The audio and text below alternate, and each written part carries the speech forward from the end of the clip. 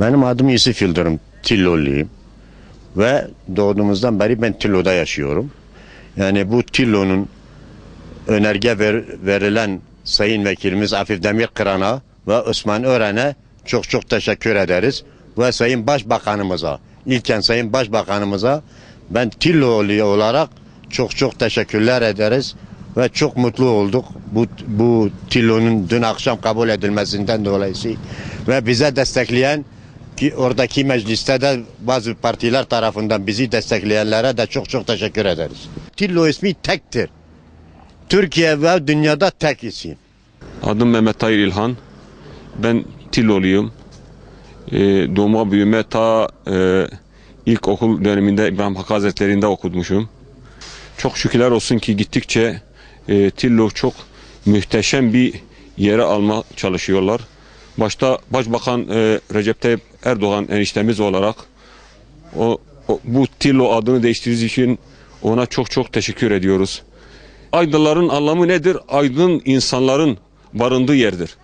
Fakat Tillo yıllardan beri her yerde Tillo tanıdığı için bu adı bir daha alması için çok mutluluk verdi. Özellikle biz Tillolu olarak çok mutluluk verdi bize.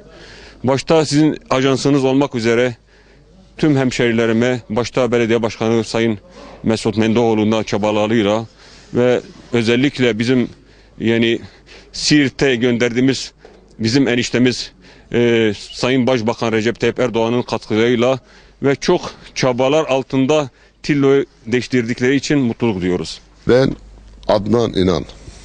Aslan Tilloluyum. Babam, dedem, dedelerim, hatta Fakullah Hazretleri'nin torunuyum. Şu an bulunduğunuz mekanda Tillo demek bizim için ayrı bir ayrıcalıktır. Biz Tillo ismini çoktan beri istiyorduk. Fakat bir türlü buna Cenab-ı Hak nasip etmemişti. Tillo ismini almakla büyük bir gurur duyuyoruz. Sayın Başbakanımıza, sayın büyüklerimize, yetkililerimize şükranlarımızı borçluyuz. 1960 yılı 90 yılına kadar ilçemiz idari yapısı itibariyle bir bucaktı. Bucak olarak idare ediliyordu. Tabii 10 Temmuz 1964 yılında 11.750 sayılı resmi gazetede yayınlanan bir kararnameyle o zaman bucak olan ilçemizin adı Tillo'dan Aydınlar'a döndürülmüştü.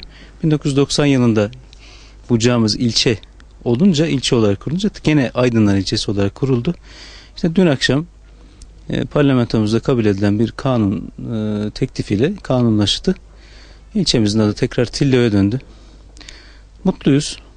Hayırlara vesile olmasını diliyoruz. Hem ilçemiz adına hem vatandaşlarımız için hem ülkemiz adına hayırlara vesile olmasını diliyoruz. Demokratikleşme paketiyle birlikte işte Sayın Başbakanımız gündeme getirdi ve dün Türkiye Büyük Millet Meclisi'nden geçti. Gerçekten Tillo halkı bir bayram sevinciyle coşkulu bir şekilde karşıladı.